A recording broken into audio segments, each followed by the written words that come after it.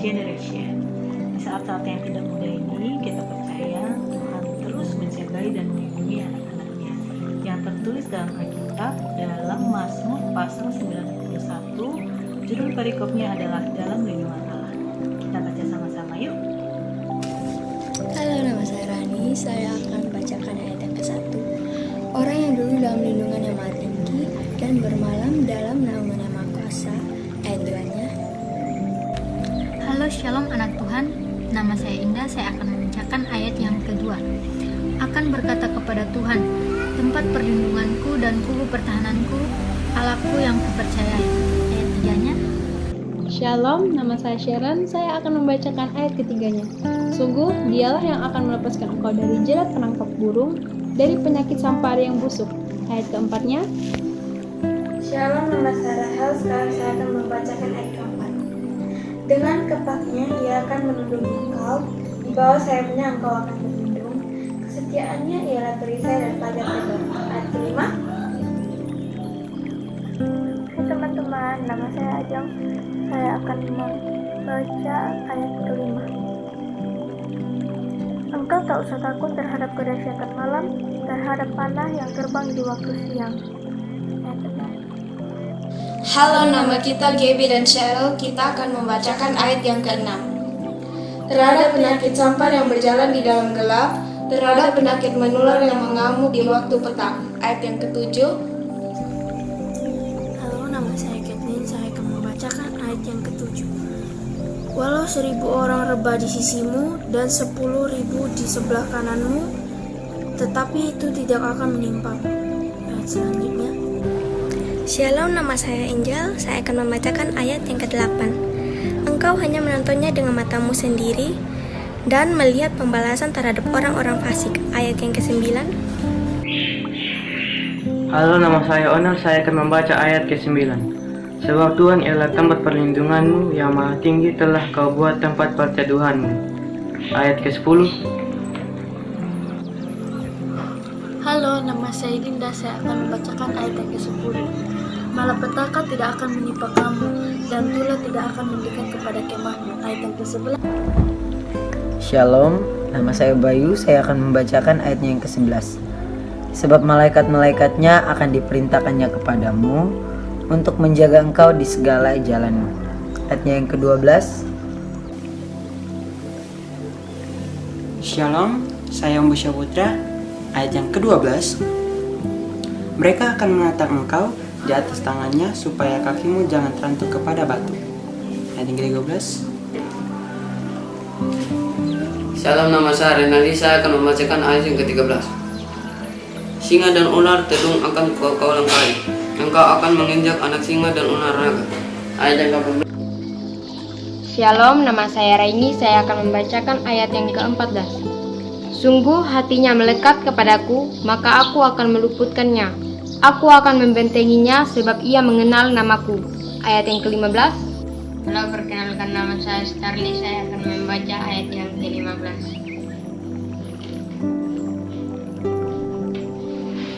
Bila ia berseru kepadaku, aku akan menjawab.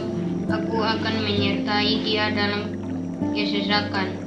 Aku akan meluputkannya dan memuliakannya. Ayat yang ke-16. Perkenalkan, nama saya Josi. Saya akan membacakan ayat 16. Dengan panjang umur akan kupanjangkan dia, dan akan kuperlihatkan kepadanya keselamatan daripadaku.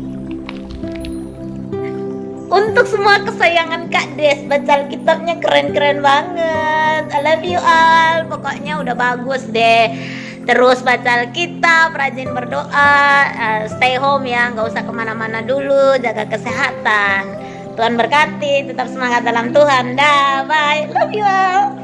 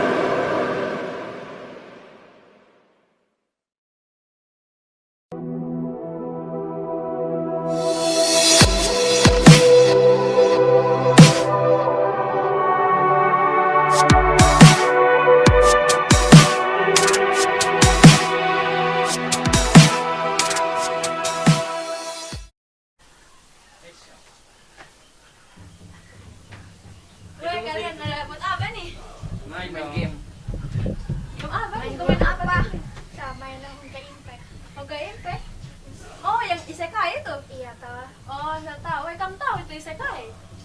Yang di anime kan? Ah iya itu tuh. Kalian pada bahas apa sih? Kita udah ngomong anime. Kalau saya nggak terlalu ngerti sama anime, bisa kasih tahu dikit mungkin supaya bisa nyambung lah kalau kita ngomong. Bisa. Suka anime genre apa? Kalau saya sih suka yang slice of life, drama, sama romance. Kalau saya suka yang komedi, isekai, sama action. Kalau kalian? Kalau saya sih suka yang super power sama action gitu. Kalau saya sukanya yang genrenya yang zero to hero, kayak pahlawan gitu. Pahlawan yang dia bersama teman-temannya mencapai suatu impian atau apa gitu. Oh, kalau boleh tahu sejak kapan sih kalian mulai suka sama anime? Kalau saya sih dari kelas 5 SD. Kalau saya baru saja dari kelas 8. Kalau saya dari kelas 4 SD. Tiga. Mungkin pas kalian nonton anime tuh, apa sih yang bisa kalian dapat dari anime itu? Mungkin kayak bisa belajar bahasa Jepang atau mungkin tahu budayanya. Iya sih, dari anime itu kita bisa ambil pelajaran-pelajaran dari kehidupannya tokoh utamanya. Dia itu seperti kita tidak boleh pantang menyerah, terus kita tuh harus setia kawan dan lain-lain. Dan biasa juga ada yang tokoh utamanya itu suka menolong orang gitu. Jadi kita juga harus belajar dari hal tersebut. Dan kita juga bisa belajar bahasa Jepang dengan sedikit-sedikit. Oh, jadi sambil nonton itu kalian bisa dapat banyak hal juga ya. Iya. Kalau bagaimana sih kalau hobi anime itu bisa menjadi berkat buat orang lain? Kita bisa, contohnya kita bisa ajar orang bahasa Jepang. Misalnya kalau kita sudah bisa bahasa Jepang karena kita nonton anime, kita bisa ajar juga orang lain yang pengen belajar bahasa Jepang juga. Itu yang bisa. Orang lain. Gimana cara? Kalau orang ada kesulitan begitu kita bantu begitu.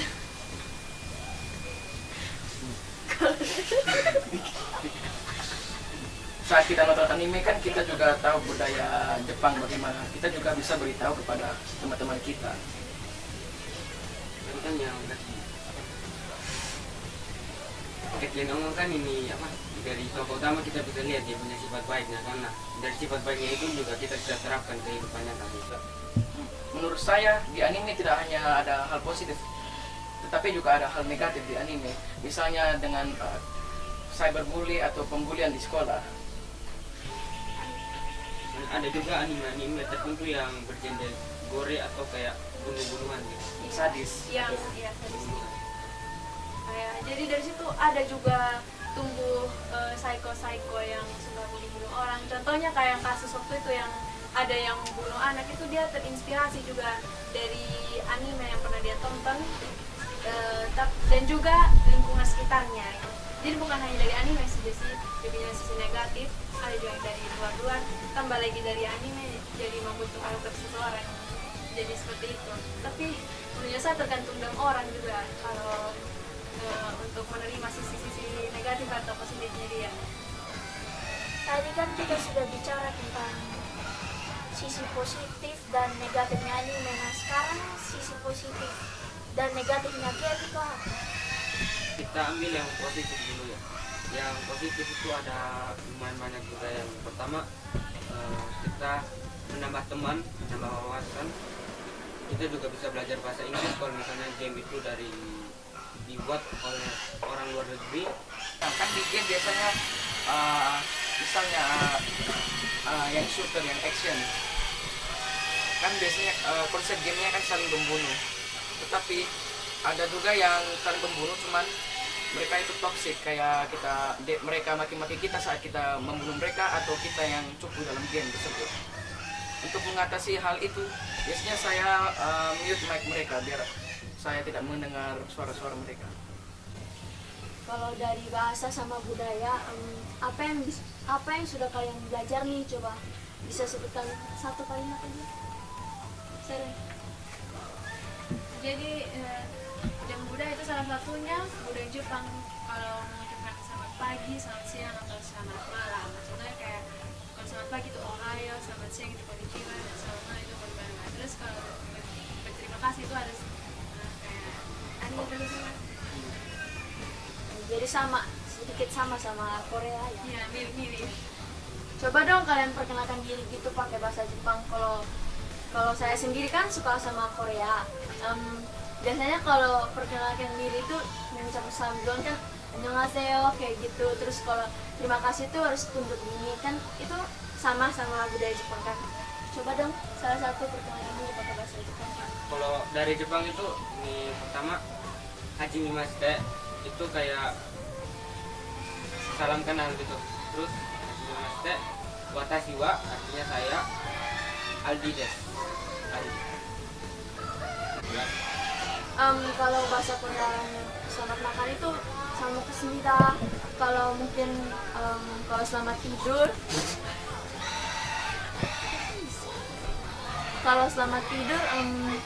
bisa kalau ada bentuk formal sama kayak informalnya dia. Kalau untuk kayak sesama teman gitu bisa jalja atau kutbam.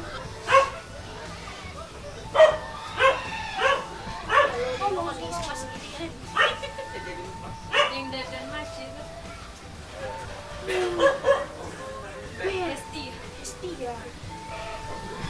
Apa yang kalian suka di anime itu siapa sih? Terus apa yang bisa kamu pelajari dari tokoh tersebut? Kalau saya sih dari tokoh My Hero Academia yang namanya Todoroki. Dia itu pantang menyerah dan bisa mensupport tokoh utamanya yang bernama Midoriya.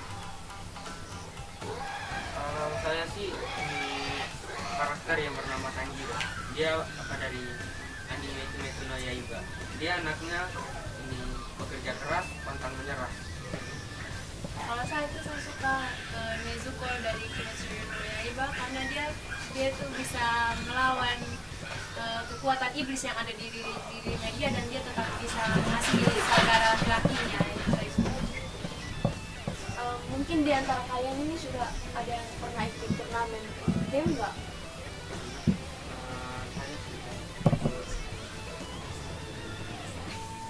Empat kali turnamen ini game PUBG namanya. Yang pertama itu turnamen di Golkar, saya dapat juara 4. Di situ kita bisa melatih kekompakan juga, dan kita juga bisa menghasilkan dari bermain game tersebut. Di juara 4 saya hampir dapat lumayan banyak uang. Terus di situ kita pakai uang tersebut untuk membeli kebutuhan sekolah kita.